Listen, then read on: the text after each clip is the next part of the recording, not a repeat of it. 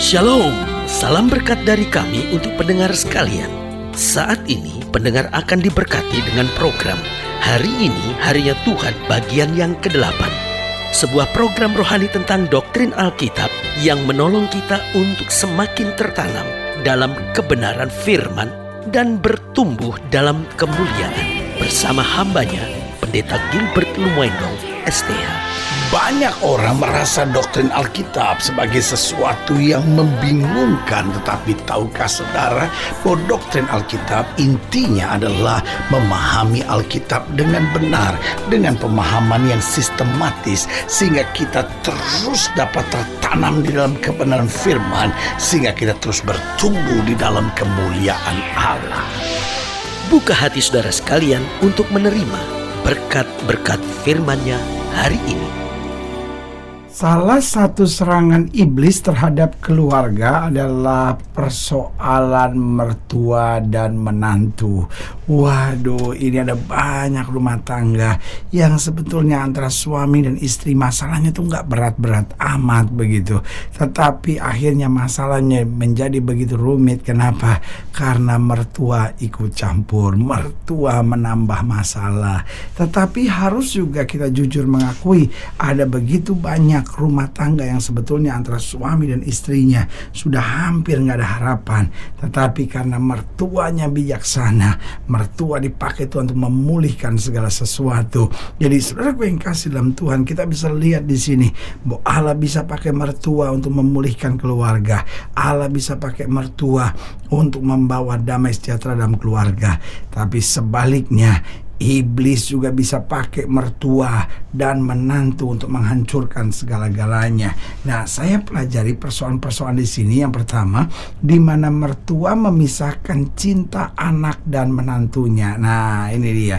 Jadi ada banyak mertua yang selalu merasa bahwa ya kamu tuh nggak boleh cuma dekat sama istri kamu dong. Kamu kan juga anak mami. Nah, sama istri kamu kan ada bekas istri, tapi kan sama mami tidak ada bekas mama. Waduh, itu nasihat-nasihat yang jahat, saudara-saudara. Itu kan nasihat yang bertentangan sama firman. Alkitab udah bilang apa yang telah dipersatukan Tuhan tidak boleh diceraikan oleh manusia. Alkitab sudah bilang suami dan istri keduanya satu. Alkitab tidak pernah bilang kamu dan mamamu satu, saudara-saudara. Itu ide-ide duniawi yang sangat merusak, saudara-saudara. Bahkan ada banyak ibu yang bilang sama anaknya, kamu tuh ya harus ingat ya, walaupun dia istri kamu, tetap aja orang lain dia di rumah ini. Lihat saudaraku yang kasih dalam Tuhan, ini yang saya bilang, di mana mertua memisahkan cinta anaknya dan menantunya. Dan tidak sedikit akhirnya mungkin karena alasan-alasan tertentu, akhirnya mertua dia bilang, aduh udah tuh kamu jangan terlalu dekat sama istri kamu tuh, saya nggak percaya sama istri kamu. Jadi akhirnya dia pisahkan cinta anaknya terhadap menantunya, sehingga akhirnya rumah tangga itu menjadi renggang. Jadi di sini saya lihat iblis seringkali menyerang mertua dan menantu, di mana mertua memisahkan cinta anaknya dan menantunya. Yang kedua, di mana mertua akhirnya ikut campur dan memaksakan kehendak. Jadi rumah, tata aturan di rumah, ya kan, lalu semua itu harus menurut aturan mertua, ya kan. Kalau mertua datang lihat, kamu tuh gimana sih, kamu ngatur kursi kok nggak bener, kamu kok ngatur baju anak-anak nggak bener, kamu kok bikin masakan buat suami kamu tuh nggak bener, semenjak dia sama kamu tuh lah jadi kurus gitu, dulu waktu sama mami dia sehat. Waduh saudara, ya kan. Begitupun mertua laki datang dan lihat, wah ini kok begini, nggak bener nih ngaturnya. Waduh saudara gue yang kasih dalam Tuhan, tidak sedikit juga akhirnya mertua laki protes sama suami dari anaknya, kamu tuh ya terlalu acuh sama istri, coba lihat dong, masa jam segini kamu belum pulang. Loh saudara gue yang kasih dalam Tuhan, itu bukan hak lagi untuk memarahi menantu, karena jangan ikut campur dan memaksakan kehendak, kecuali memang diminta. Saudara, ada banyak rumah tangga hancur. Kenapa? Karena mertua, orang tua ikut campur. Saudara gue yang kasih dalam Tuhan, ingat, ketika anak-anak kita sudah menikah, dia sudah pribadi-pribadi yang dewasa, sudah berlaku firman, suami adalah kepala rumah tangga. Jadi nggak bisa lagi yang kepala di atas kepala, saudara.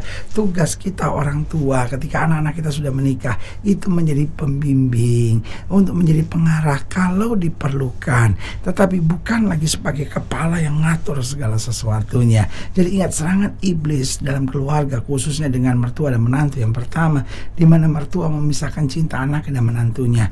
Yang kedua, di mana mertua ikut campur dan memaksakan kehendaknya. Lalu yang ketiga, di mana mertua akhirnya memanas-manasi suasana, ya kan?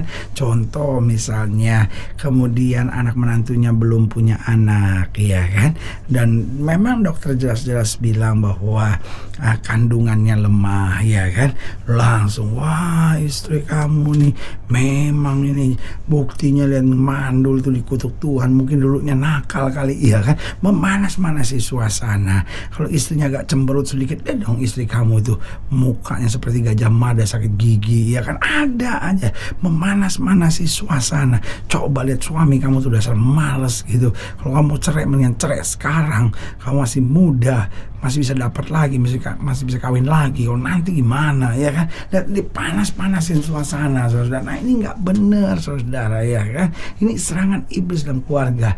Lalu ayat yang keempat, di mana akhirnya mertua menuntut perhatian dan keuangan yang berlebih-lebihan, ya kan? Kamu mesti perhatiin dong. Jadi akhirnya rumah tangga itu nggak lagi suami dan istri, privacy, tetapi apa-apa mertua, ya kan? Orang tua, ya kan? Dan belum lagi menuntut keuangan yang berlebih-lebihan. Saudara gue yang kasih dalam Tuhan, thank God untuk setiap mertua dan orang tua. Tetapi kalau anak-anakmu sudah nikah, berikan kesempatan buat anak-anakmu untuk membangun keluarganya di dalam terang dan anugerah Tuhan. Dan saatnya engkau sebagai orang tua lebih banyak mendoakan anak-anakmu, sehingga anak-anakmu punya waktu. Suami ada waktu buat istrinya, orang tua ada waktu untuk anak-anaknya, sehingga rumah tangga yang mereka bangun adalah rumah tangga yang bahagia. Haleluya. Selamat datang dalam program kita hari ini, harinya Tuhan, sebuah program rohani yang kembali mengingatkan kepada kita betapa pentingnya kita menjadikan firman Tuhan sebagai dasar kesabaran hidup kita. Karena selama kita jadikan firman Tuhan sebagai dasar kesabaran hidup kita, langkah-langkah ke depan kita penuh dengan kepastian, kemenangan, berkat, mujizat, dan perkara-perkara besar. Haleluya. Dan dalam program ini kita sedang membahas tentang mertua dan menantu. Wah, ini dia salah satu hal yang paling penting harus kita mengerti. Salah satunya untuk membangun keluarga yang berbahagia. Nah, sebagai yang kasih dalam Tuhan, dalam pembahasan kita hari ini tentang mertua dan menantu, kita sama-sama belajar dari Keluaran pasal 4. Keluaran pasal 4 ayat yang ke-18, Keluaran pasal 4 ayat 18 sampai ayat yang ke-23. Keluaran pasal 4 ayat 18 sampai 23, demikian firman Tuhan di bawah judul perikop Musa kembali ke Mesir.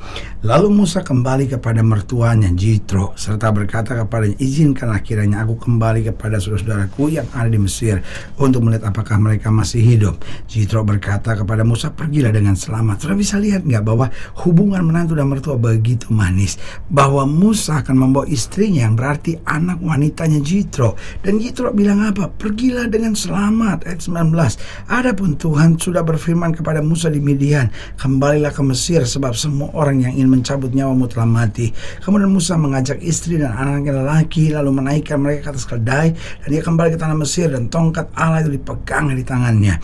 Firman Tuhan kepada Musa, pada waktu engkau hendak kembali ini ke Mesir, ingatlah supaya segala mujizat yang telah kuserahkan ke dalam tanganmu kau perbuat di depan Firaun. Tapi aku akan mengeraskan hatinya sehingga ia tidak akan membiarkan bangsa itu pergi. Maka engkau harus berkata kepada Firaun, beginilah firman Tuhan, Israel ialah anakku yang sulung. Sebab itu aku berfirman kepadamu, biarkanlah anakku itu pergi supaya beribadah kepadaku. Tetapi jika engkau menolak membiarkannya pergi, maka aku akan membunuh anakmu yang sulung.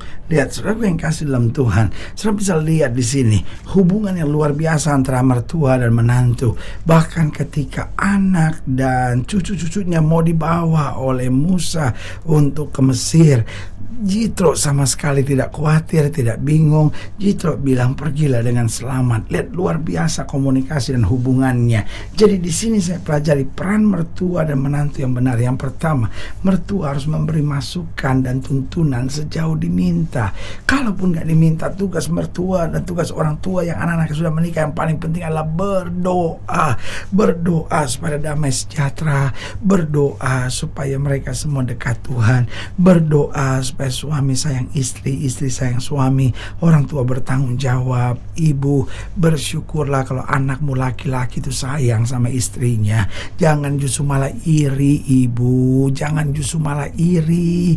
Jangan merasa kalau suami atau anakmu laki-laki ini sayang sama istrinya, lalu kau bicarakan, wah dia terlalu tunduk sama istrinya, dia terlalu ngalah sama istrinya.